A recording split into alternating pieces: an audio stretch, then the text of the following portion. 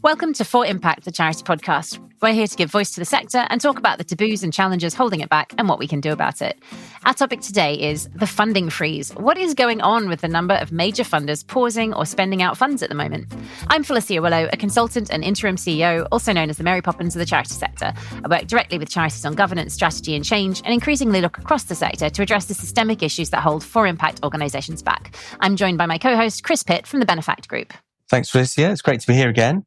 I am loving these podcasts. We are a huge supporter of charities in the sector, and I feel like we need to keep understanding the real issues that are going on. And there are so many topics that we could be discussing here, but in any aspect of our charity support, it's fair to say that funding is always the top topic. So funding, and I think this particular challenge of funding freezing, is definitely a meaty one. It really is. We've really been noticing an increasing trend of funders pausing, spending out, or changing the way funding's distributed. And that's leaving many charities feeling uncertain and under even more pressure than before. We're seeing grant application success rates dropping, which in the climate of additional pressures from the budget and commission funding cuts is creating what looks like unbearable pressure for many charities.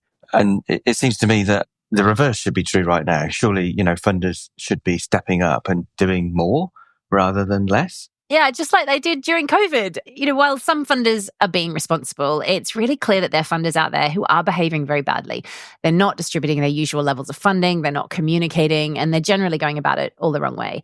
Now, unsurprisingly, these funders weren't willing to talk to us for this podcast. I reached out to about half a dozen of them, and I didn't get any response.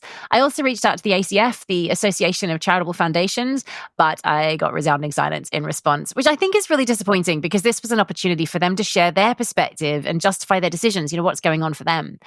But we did get a great bunch of people to talk to us who were willing to share their side of the story. And we've got some incredible guests this episode. So first, we're going to hear from Joe Jeffrey, a freelance consultant in Trust and Foundations fundraising, who is the author of The List, which has been tracking and bringing together what's been going on with all the funders pausing, closing, and spending out of late. We're talking about literally hundreds of changes happening over the last year, but nobody was bringing it together until Joe took that step.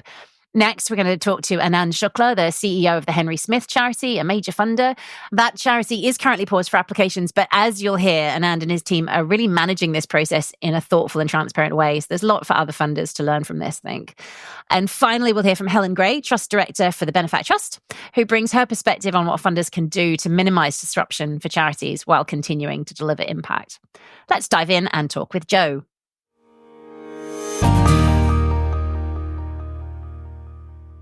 So tell me, Joe, about this mega spreadsheet, aka The List in capital letters. What is it about? The list was started about 10 months ago in March 2024 against a backdrop of some really big announcements from some trust and foundations who had paused or were spending down on their endowment. So we had Tudor Trust who were pausing to re-strategize, Horscale pause on their grant making, alongside the spend out of, at the time, Lankelly Chase, Albert Hunt, and Edward Gosling, I think. So some really big news and changes in trust and foundations. The list was started because I think you and I spoke recently about, as a freelancers, we can have a step back from the day-to-day operations in charities and organizations and start to piece together a sector-wide jigsaw, really. So there was general feelings of communications between organizations and grant makers. It was getting a bit quieter. Success rates were dwindling, but nobody could really put their finger on what was happening. And I was getting a snapshot on kind of Salesforce here, a conversation and a comment there. And it was the Gisela Graham Foundation that made me start to record some of the changes that were happening. They had announced, I think, this time last year that they were pausing their grant making due to the volume of applications, if I remember rightly. And that name was appearing in a couple of my clients' portfolios. Some lapsed funding. A client had had one gift maybe, but then had struggled to engage a second time round. They were kind of stuttering somewhat without an announcement. And when they did make an announcement, I'm like, I need to record that because that's important for me to know when I'm working across all my clients. And it really just snowballed from there. The list all the mega spreadsheets had the lovely Mike at Lime Green Consulting coined. I think that's probably quite appropriate because it's quite a beast of a spreadsheet. It is. It's a simple Google spreadsheet that catalogues changes, really. It certainly suggests something big is going on across the funding sector, doesn't it? Yeah, I think when I counted last night, we've had 225 changes to grant making in the last 10 months.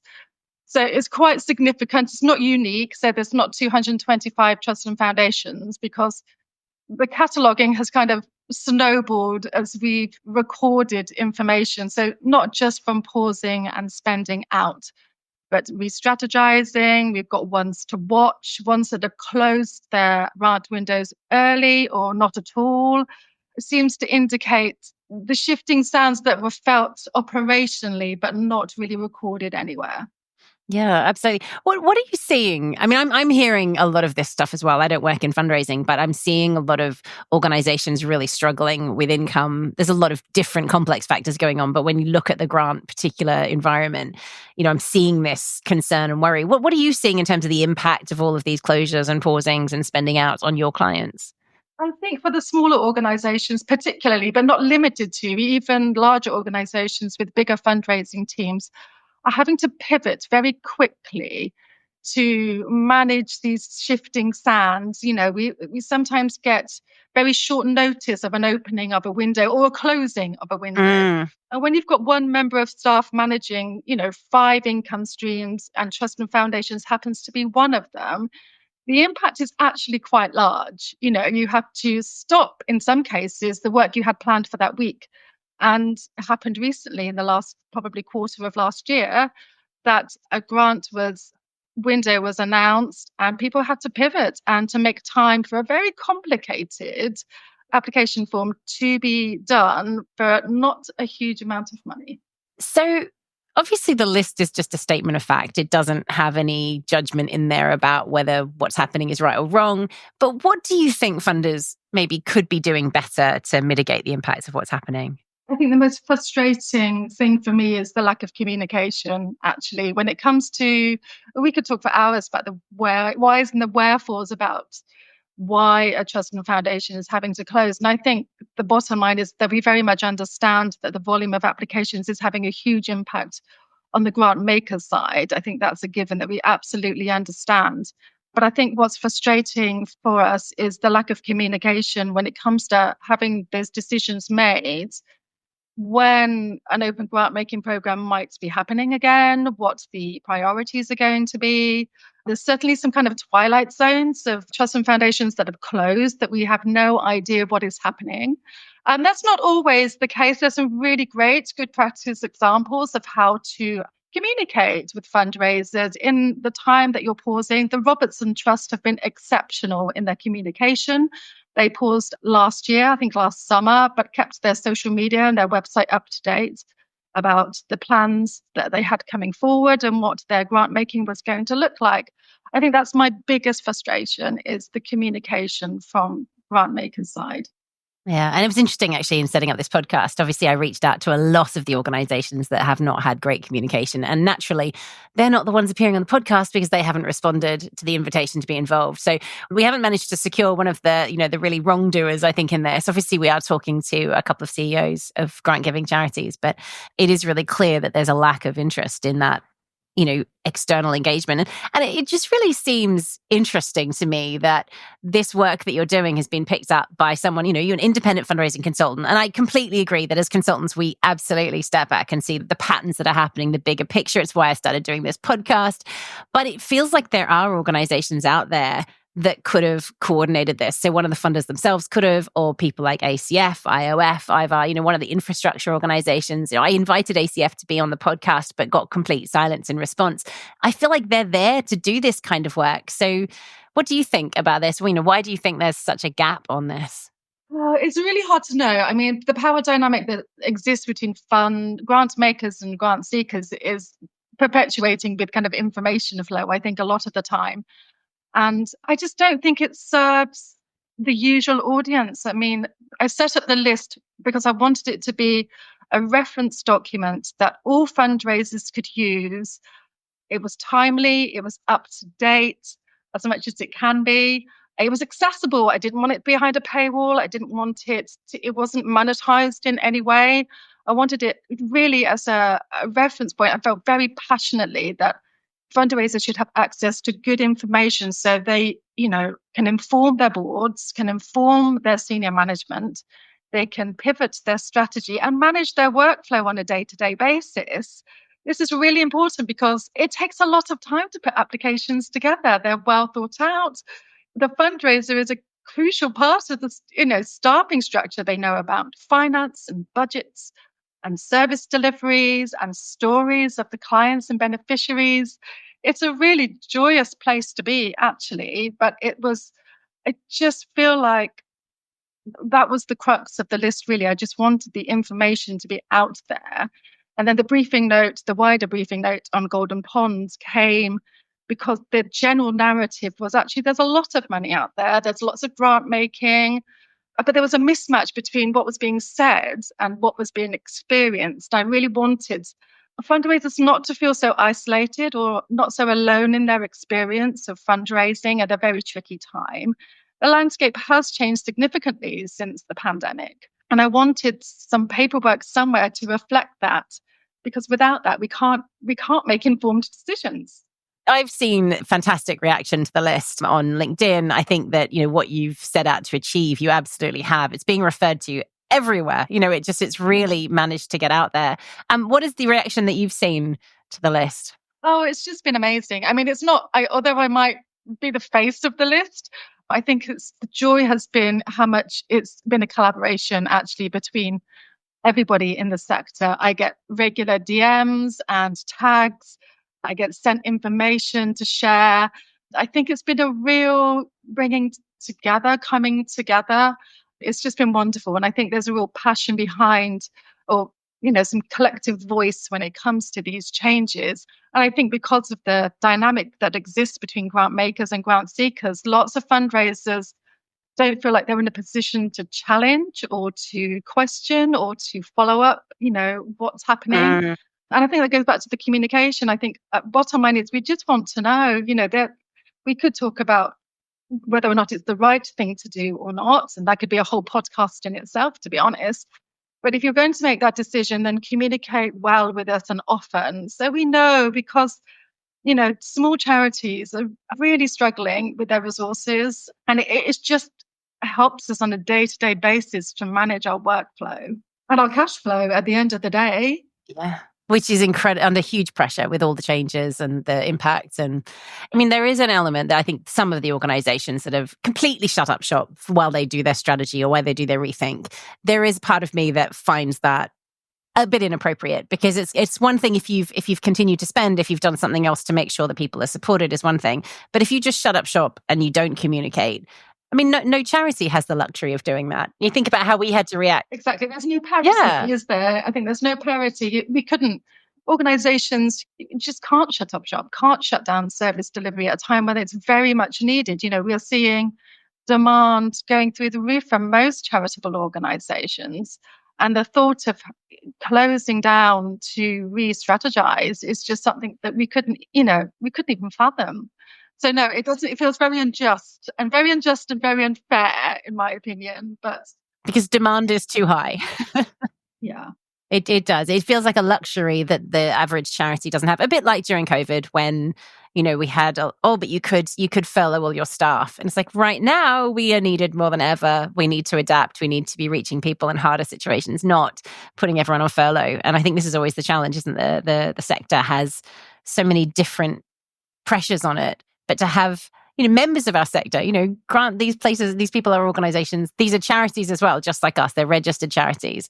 And for some reason, for some of them, we see them being able to make this decision that seems counterproductive to what they're there to achieve. The positive thing is the list has been used by grant makers I was told later last year that a trustee had used the list to increase the average grant and to increase expenditure. So it is being used by grant makers. Trusts and foundations are experiencing huge volumes. From the information that we do have, that's something that comes up very often. We know behind the scenes that staffing of trusts and foundations isn't huge. So there's often a part-time clerk or a part-time manager behind a trust and foundations who's having to review hundreds, if not thousands, of applications per window.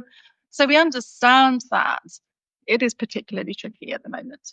I think it's been the incessant nature of the changes is something that really disturbs me. It's the pace of which we've seen these changes. And every time I think, oh, it's been quite quiet on the list this week, all of a sudden it kind of flurries of information come in and there's changes being recorded. And I think that's something that keeps coming back to me is, in the pandemic, I think it felt a little bit like the walls had come down.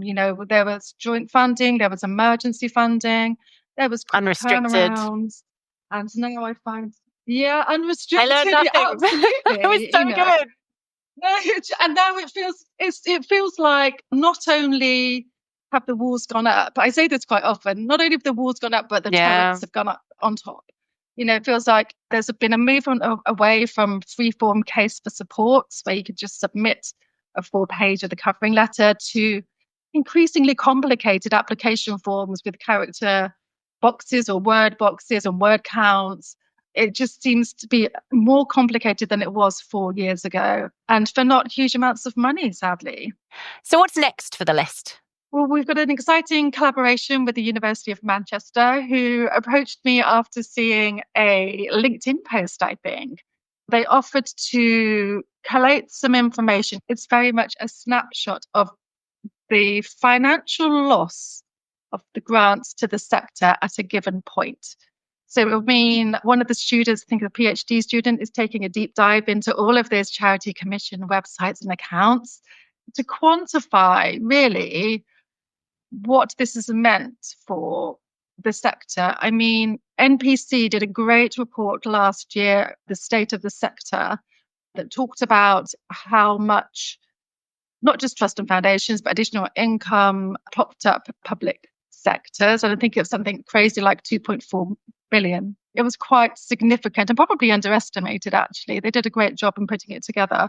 But I think some of those figures will be really interesting to see, because organization to organization, you can see the impact on income and targets, but it will be I'm fascinated by what they're going to find. Yeah, I'm having a conversation with them shortly about how far they are down the road. That's brilliant. That sounds like such an awesome thing to be involved in.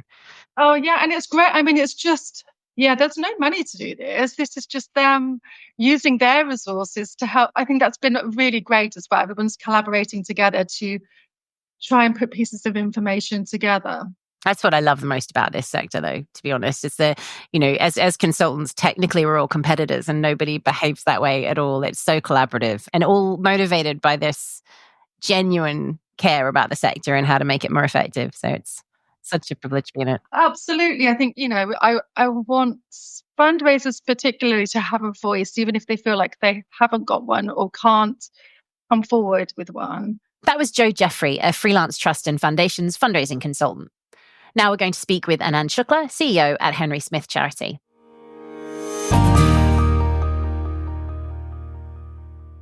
Thank you so much for joining us today. We really appreciate you being on the podcast. Can you tell us what's been happening at Henry Smith over recent months?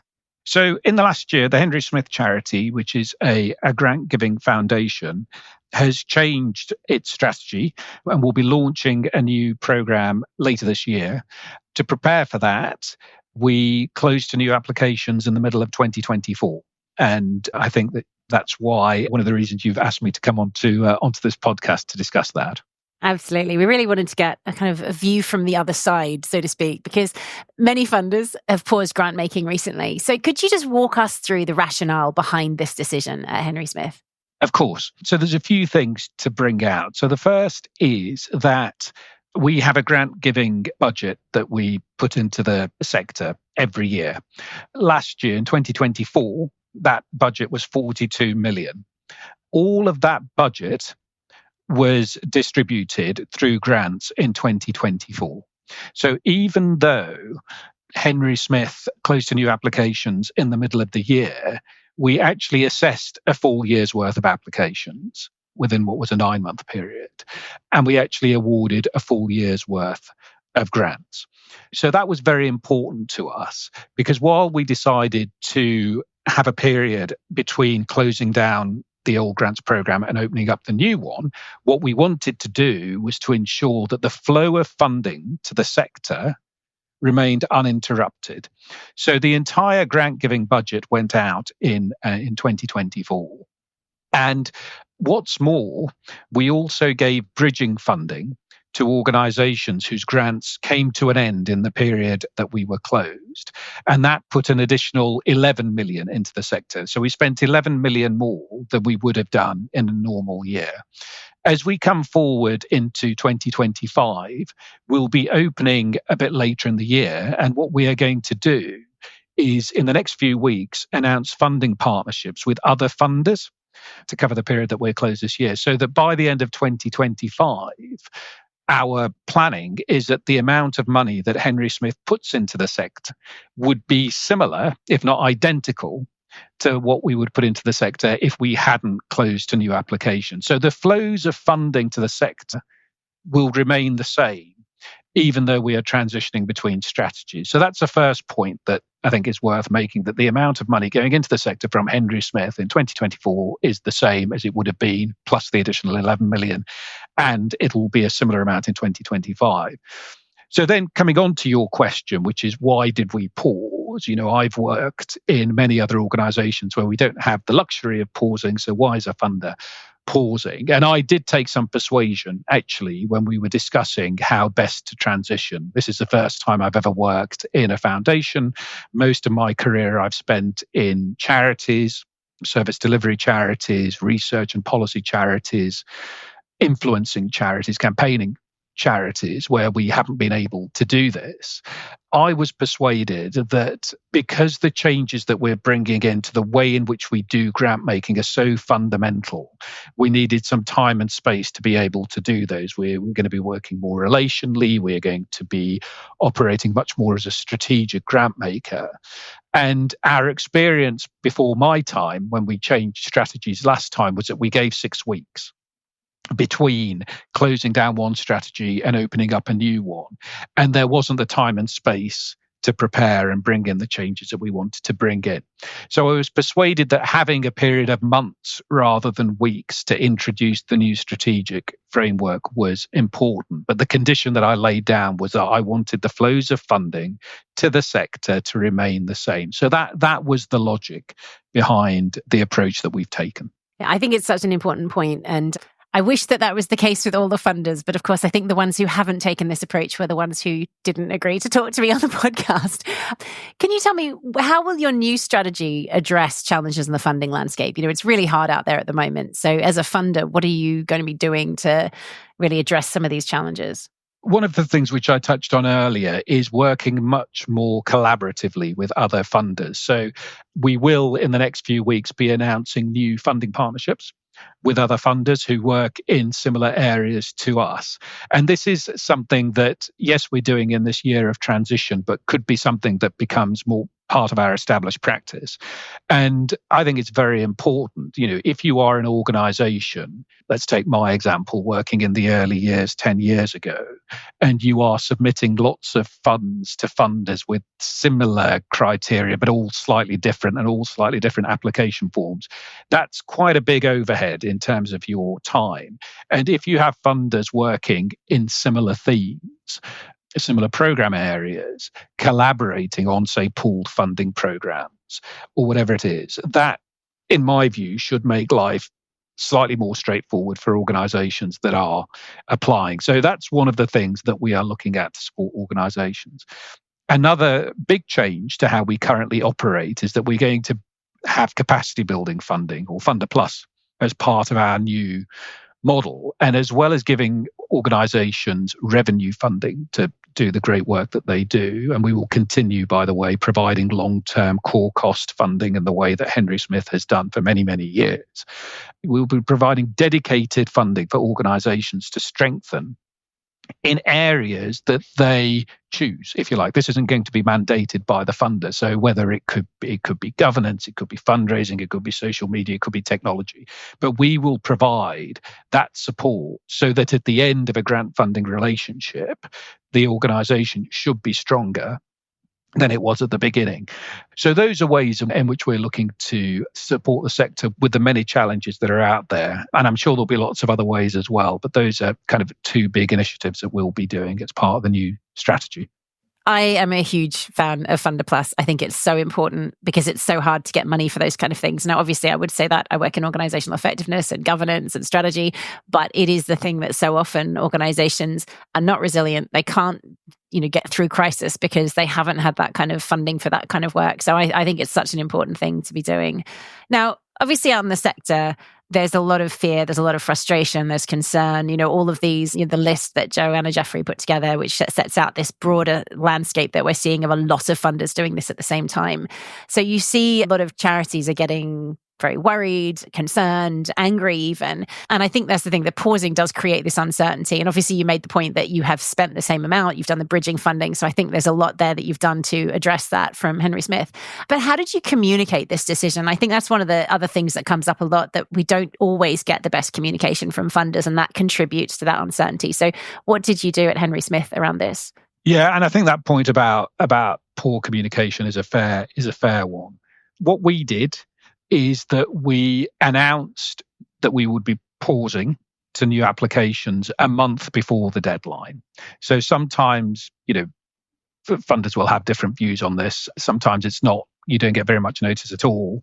We decided to take a different view based on how long it would take organisations to write applications, particularly if their fundraiser was on holiday for 2 weeks of that time. So we wanted to give time for that to happen. What it meant, which we knew would happen, is that the volume of applications would go up, and it went up fivefold, sixfold. It was a lot. There were a lot of applications that came in. So essentially, we did have a year's worth of applications being open for 6 months. So we gave people a month's notice. As far as I'm aware, we didn't have people coming to us saying, hang on, we didn't know you were closing.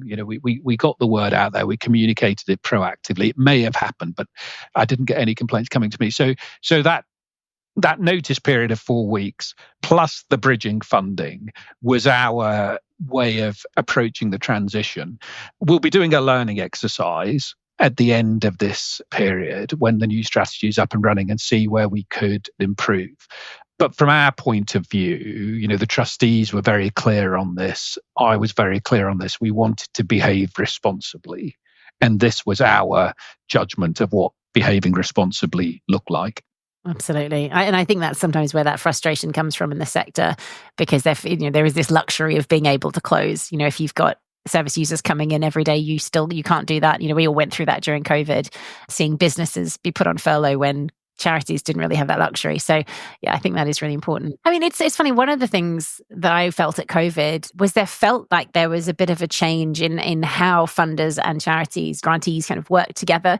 It felt like in a lot of cases, funders relaxed their rules. They let charities decide where money needed to go. And as a result, I saw some really quite extraordinary creativity and innovation from the charity sector in what was a really, really difficult time. And I felt very optimistic at that point. Look at what's happening. Actually, these barriers are being broken down. And I think that's why at the moment, when we're seeing so many funders who aren't communicating, who aren't sending, continuing to spend the money, it feels a bit like a step backwards, because we did so well during COVID. We partnered together and we had such a positive thing. So it's great that you've continued that through. I would love to see the wider sector doing that as well. And that language of partnership, I think, is really important, actually, rather than, of foundation and grantee or whatever it is. I mean, sometimes, you get the sense that it can be used as window dressing, but certainly not from me. My objectives as a chief executive of Henry Smith are around achieving social impact. I can't achieve any of that without the organisations I work in partnership with. So it is a genuine partnership. And I think that language that you use is spot on. You can feel it from the other side, though. When I think about organizations I've worked with when I've, been interim CEO, and the ones that live and breathe that partnership, you can feel it when you're working with them, as opposed to the ones who you feel a bit Victorian, like they're bestowing money and you've got to, genuflect and everything. So it's, yeah. What's been the response? I mean, it is tricky to respond to funders, I think, because there is that power imbalance. But what kind of response have you had from, potential grantees, the wider sector, to this decision? Well, as you say, there is a power imbalance. So I think, people are, let's be honest about it, reluctant to criticize funders because they're worried that that may cause problems in future. So you have to bear that context in mind. I'm not sure I ever criticized a funder when I was working in the sector for that reason. I think, though, that the comments that have been made, that I either made to me personally or that I've seen on our social media channels, have been fairly positive. I think there was oh no, there goes another funder, which is pausing. But as I said, there was 4 weeks notice. The bridging funding has been very well reviewed and received, not just by the organisations that have received the money. Organisations that receive money are always very grateful. But I think more generally, it was seen as an example of progressive and constructive practice. Now, I know you mentioned that you're going to have a lessons learned review in due course. And it sounds to me like there are lots of things that you've done differently from perhaps the vast majority of others. But if you've got a funder who is considering doing this, what kind of lessons would you or advice would you suggest to them to consider to be able to get through this in a way that's considerate and supportive of the sector? It's very interesting, isn't it? It depends on, because one of the things that I've learned work coming into the funding world, and I'm about to come up to my 3-year anniversary, so I'm still quite, compared to other people working in the funding world, still quite new. I think funders are very different, so it's quite difficult to give specifics. Do this at this time or don't do this at that time or whatever it is. I think that I'm pleased with the absolute criterion that we lay down, that the funding flows to the sector need to be maintained while we transition. So what that has meant is that we have had to flex, we've had to adjust. There's been a lot of work at particular points, particularly in the 3 months after closure, because we didn't want people to wait and so on. So thinking very hard about resourcing implications as you're doing that, and whether you expand that temporarily or, there's lots of different ways of doing it. So thinking very hard about resourcing applications. I suppose the other thing, and this isn't something that we did particularly, and I think is a fair criticism of the funding sector, is that we should work more closely together.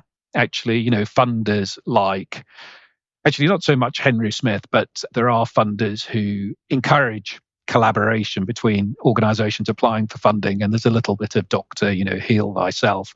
We could do that a bit more collaboratively. We are independent institutions, of course, and you have the usual issues there, but it's something that I'm very keen to work on this year, which is to develop many more collaborative partnerships with funders working in areas, and to have much more of a sense of when a funder decides to make a pause, let us say, for a few months, what effect that has in the wider ecosystem.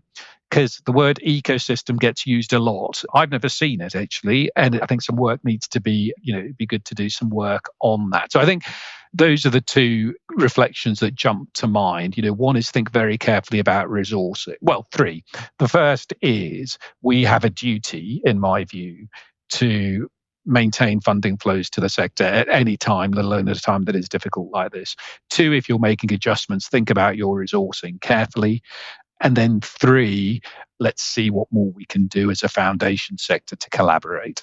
I mean, I do think it's really interesting that the person who's pointed this out is an independent fundraising consultant. This is Joe making this list and actually showing how many funders are doing this at the same time, and not just obviously pausing for strategy, but also spending out or no longer being open to wider applications. And I think it is obviously symptomatic of the increasing demand that's happening and all the other things that are going on in the sector with funding. But it does strike me as interesting that this hasn't come from some kind of coordinated decision-making collaboration from the funding sector. It's kind of been picked up that everyone's doing something similar. And, I would think someone, maybe one of the infrastructure organizations could have coordinated this better. So we didn't have them all doing it at the same time, but it's, we are where we are. But I think it's just really important that funders are thinking about these things that you talk about so that it's as least impactful as possible. What do you think the implications are of what we're seeing now across the funding sector? What do you think might be coming next? I don't know if there are any kind of major things that I can point to. I suppose one thing which we haven't discussed yet is around AI and AI generated applications, because the number of applications does seem to be increasing from what I've seen anecdotally and from my conversations with other funders. Now, part of that may be driven by extra demand. I'm sure a lot of it is. And I'm sure some of it's driven by artificial intelligence supporting organizations to write fundraising bids. And I'm broadly supportive of that, actually. I think it levels the playing field, really. But it does lead to a volume issue, actually. And that is something that I think we need to look at very, very carefully, because while the volume of applications will go up, I suspect the volume of available funding won't go up. Yeah, and I think we've got so many other, like the funding in other sectors as well, like coming into this sector. So the health funding, the local authority funding, that's also being affected. So that just increases the pressure, doesn't it? Yeah, no, that's right. So yeah, exactly. Yeah, what's happening to statutory funding as well. So as challenging a time as I have known in, 20 odd years now working in the charity sector. I remember when 2008 felt like it was, the worst situation. And now I look back on that and think, yeah, we were still able to get 1 in 3 grant applications and there was enough money going around, comparatively speaking. So 1 in 3 is fantastic. Well, back then that was considered like your target. I remember it was like 1 in 3, if I did better than 1 in 3, I was feeling pretty awesome. I've never been a pure fundraiser, but fundraising is one of those things that comes in and out of so many jobs. But yeah, these days, hearing people talk about 1 in 10, 1 in 20, which then starts making the idea of, I say, an external fundraising consultant, maybe not as cost effective as it used to be. So yeah, it's a really tricky thing. That was Anand Shukla, CEO at Henry Smith Charity. Last but not least, we'll hear from Helen Gray, Trust Director for the Benefact Trust.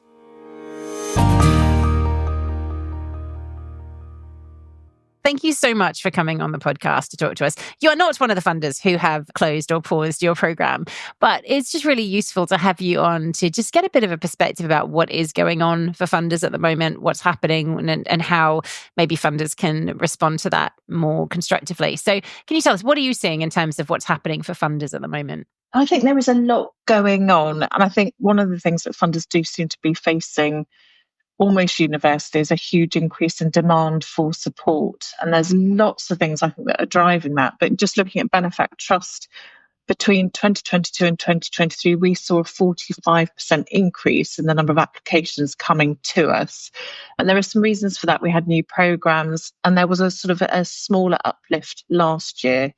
And I think that is a trend that's being seen across the board. And I think when you look at the huge demand that's been placed in charities at the moment, because they're facing huge financial pressures, they're also seeing a spike in demand for their services, all at a time when their income is dropping. And that income isn't just from trusts and foundations, it's from private philanthropists. It's, I think, particularly government cuts and local authority cuts having a huge ripple effect on the charity sector. And we term the phrase the perfect storm, but it really is a perfect storm. It's all come at once. And yes, we are seeing a huge impact because of it. I think that's affecting all funders. Absolutely. So how has this, perfect storm affected your approach to grant making? So I think it's made us really listen to what our beneficiaries are telling us. And that's something that we're keen to have a really good dialogue with the people that we're trying to support, because actually they're at the front end of it. They know what's happening. They're seeing changes in social need in a way that we're not directly seeing. Collaboration is such an interesting thing, because when you see that in the funding sector as well, it varies enormously. So some funders are really collaborative. Many do it entirely alone. I think what we're seeing with the list, the mega spreadsheet, is a lot of funders in isolation doing the same thing in terms of pausing or shutting down funding. And we're not seeing maybe that coordination of collaboration amongst funders that we might expect from organisations like ACF or the like. How important is collaboration to you from a funder perspective? I think it's really important. I used to work for a community foundation, and they work very collaboratively. They just do. There's 47 across the country. They work well. And I think Benefact, one of the reasons I was very keen to join Benefact Trust is not only a scale of giving, but it is a member of the Christian Funders Forum. That is a collaboration of over 40 funders.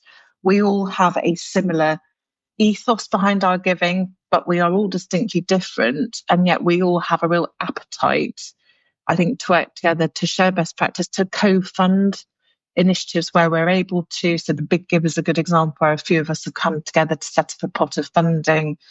I know Wolfson Foundation, for example, works closely with the National Churches Trust, and the National Churches Trust delivers their Christian funding on their behalf. So there are some really good examples of collaboration, but I'm sure there's scope to do more. And I think, during the pandemic, funders did respond well. They probably relaxed some of their rules a little bit, and they put more trust with the charity. And it'd be good to see some of that being reintroduced where perhaps it's been slightly regressed. But I do think the Christian Funders Forum is a good thing. It's just this great forum where there is an appetite to collaborate more. And, we would say that we collaborate also with some of the beneficiaries we work with. It's not just a purely financial transaction. We try and provide further support to them. We run a series of podcasts ourselves, and we try and shine a light on some of the social needs those charities are working to address. So there's some really good examples of best practice, but there's a lot more I think that could be done. Now, obviously, what we're seeing is this huge increase in applications. And I know that a lot of funders are really concerned about that wasted time, the wasted money that goes into, writing applications that might have a tiny chance of success. Yeah. I was just today reading an article on Third Sector about a grant funder who said 45% of their applications aren't even meeting their basic criteria. So they've shut down their application process for a review. And I felt a little bit like, well, in that situation, surely you could have an eligibility pre-question to get into the system. Yeah. So it felt like I was a bit annoyed when I saw that one. But I completely understand the fact that we don't want organizations to waste their time. So how do you balance that need for, you want an effective, impactful funding decision at the end of it, but you don't want to necessarily waste the time of those who won't be successful, or even the time that those who are successful go through to get that detail in the application. So how do you manage that tension? I think it is so important that funders are always conscious and aware of the cost implications for fundraisers and charities applying for funding. There is a cost, there's an overhead attached to it. And actually, there's nothing more demoralizing for fundraisers to keep applying and keep being rejected. And, anecdotally, I've been at dinners and I've heard from fundraisers who are saying it is harder. The odds of securing funding generally have decreased. And again, that's down to competition, sometimes closing their doors or pausing their funding. And I think a funder has a responsibility to be incredibly clear on what its priorities are for funding. I think because we're a Christian funder, we have pretty clear criteria around what we can and can't fund. We're also a funder that really encourages dialogue. I know some funders don't take calls or can't take emails. It may be a resource issue. We quite welcome it because actually if we can talk to applicants really, at the outset, it enables us to be really transparent and say, yes, we think that may be of interest to our trustees, or no, it's not likely to be. And I think it's only fair. It's fair on the applicant. It's fair on us as well. We don't have infinite time. We want to make sure that we can direct our time when we're most likely to be able to deliver a grant at the end of it. So I think clear communication is really, really important. And it's interesting, you've touched on the fact that a number of funders have closed shop. And I have some sympathy. I think there were cases, aren't there, recently, particularly in London, I think, where a major funder has closed their doors simply because they cannot cope with the volume of applications they've received. And while it must be so frustrating to the charities trying to access that funding, it would almost be worse if they kept their doors open and people carried on applying and actually had no chance of funding. So clearly, some organisations just need to take stock. They just need to take some time to review what they're doing. I think from Benefact Trust point of view, we're really keen to keep the doors open. I can't promise there wouldn't be a time when we may have to close something for a temporary period, but our objective is to be accessible and to keep the funding going. Yeah, I do think there's there's frustration when it feels like funders have a luxury to pause in the way that those providing services don't, and I mean, we're talking as well. We've talked to the CEO of Henry Smith, who actually, pre-gave all of the grants costs for that period of time when they shut down, which obviously is a much more responsible way of doing it, I think, than those who just very little notice shut down and then are closed for ages, because, it is a little galling, I guess, from the perspective of charities. But you're absolutely right as well that we don't want to waste the time of charities either. So it's this, I think this is where this balance of interests is tricky. And I don't suppose, I'm it's not my direct experience, but I can't imagine a charitable trust would take the decision lightly to close. But I mean, it's not something I would ever want to have to do myself. But yes, I mean, with trusts and foundations closing or choosing to spend out, there are a couple of other larger charities that at the moment have made a decision that they're going to completely spend down their endowments.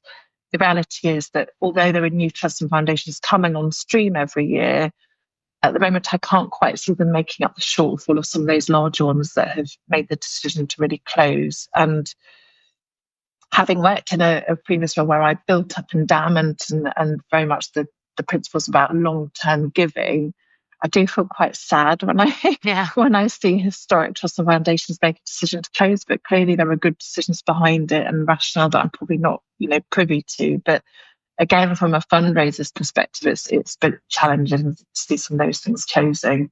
I think that is the nub of it, isn't it? You mentioned communication before, and I think there is this incredible frustration in the sector when you have these large grant funders who don't communicate well enough. You get this poor communication. It's often a couple of sentences on their website, not a lot of detail around why they've decided it. And you think, so often in the charity sector, we're looking for kind of transparency and explaining things and being public about why decisions are made. I think that's where we see that power imbalance come out, that sometimes funders seem to get away with doing things behind closed doors and in a way that doesn't seem to prioritize the interests of the beneficiaries. And as you say, there might be very different, very reasonable, very good reasons behind it, but that's not being communicated. So what do you think funders could do to improve that communication and open up that transparency with the sector? To be honest, I think we've touched on it. I think it is about being honest, being open, and there is some really good guidance out there for trusts and foundations. I think transparency is one of the criteria against which many of us should really be probably assessing ourselves. Is it clear how decisions are made? Just simple things like before someone applies to us, they can download the questions that they will be asked. And I think that's helpful. So I'm conscious that as a fundraiser in a previous life, it can feel onerous to apply for funding. But actually, I hope I can speak on behalf of the wider sector that when we ask a question, we do use the answer to help make a decision and to inform whether or not funding can be allocated. So there's sort of a balance on both sides. And you're right, there is a power imbalance, and we should all be really conscious of that. But we need to have enough information to make an informed decision. I suppose is what I'm trying to get to on that.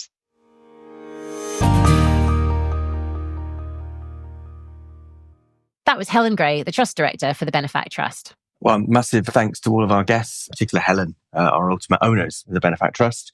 And I think what really is standing out to me is just how much pressure, that is a word I think that was used an awful lot during those interviews, how much pressure there is in the sector. Charities are already stretched. And when funders pause or make significant changes, even the tiniest tweaks can have really big effects across the sector and across specific charities and organisations. Yeah, it really is, as I think Helen said, the perfect storm, which makes it all the more important that funders think really, really carefully about their impact and communicate much more effectively.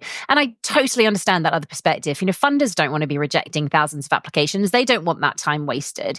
That costs money for charities too. But that care for the sector isn't being upheld if you're not being transparent or communicating adequately. Yeah, I think listening and communicating came up a lot today. And as a corporate funder, listening to the guests also brings it home again. What an immense responsibility and duty that we've got to do our job well. Funders are serving charities, not the other way around. And we shouldn't underestimate how changes or approaches we think are pretty insignificant have massive implications for charities seeking our funding. So just tweaking a funding condition or timing here change the deadline there, and this can send charities into freefall. And I think worse still, don't be clear about what is required or why you're doing something. And I do see this a lot, and we do it ourselves. So charities asking what we're expecting in terms of reporting or evaluation, for example. We're quite pragmatic and supportive, we think. But if we don't say that and make it super clear, I think it causes real unease and concern for charities. Yeah, absolutely. It's so interesting, I think, to see the massive divide between funders who really invest in good governance, collaboration, and communication, and those who don't. I have this theory. I've worked with a lot of funders, and I see those funders who have their own money, they don't have to jump through the hoops of other funders. They tend to be under less pressure to meet good governance standards. And so at times they can end up being in their ivory towers and forgetting why they're here, and really just forgetting that there's good practice out there, that there's different ways of doing things, that they can do it better if they come together. And we're all charities at the end of the day. We're all registered charities. None of us should be stopping meeting the need we're there to serve, no matter whether we're grant givers or grant receivers. Yeah, and I think in our last episode, we talked about the charity CEO being an impossible job. I think these conversations have highlighted how the fundraiser job is vying for the title of even more impossible. A variety of funders with different funding criteria, processes and timings is a massive challenge. But I think when we're sprinkling in the fact that funders are changing, stopping, not explaining what they're doing, and I don't know how it's possible for fundraisers to keep up and keep delivering for their charities, which they have to do. And I think they should be completely forgiven for pushing out some stacks of AI-driven applications because they just have to, because it's not making things any better, but they're being pressured into that position, I think. Absolutely. And they get a lot of pressure from their board as well on that. You see a lot of boards where there's a hole in the funding. Immediately that's on the fundraiser to fix. It can be really difficult. I also think it's striking how many funders seem unwilling to invest in their own infrastructure. Spending a bit more on staff or consultants could help them manage strategic reviews without having to pause funding or process a year's worth of applications all at once. I think this reluctance mirrors this broader issue we see in the sector of funders being unwilling to cover overheads in the charities they support. Funders need to invest in their own capacity, whether that's more staff or bringing in consultants, whether that's governance reviews, all of those kind of things, to make sure they're operating at an effective level and avoiding disruptions like pausing funding streams.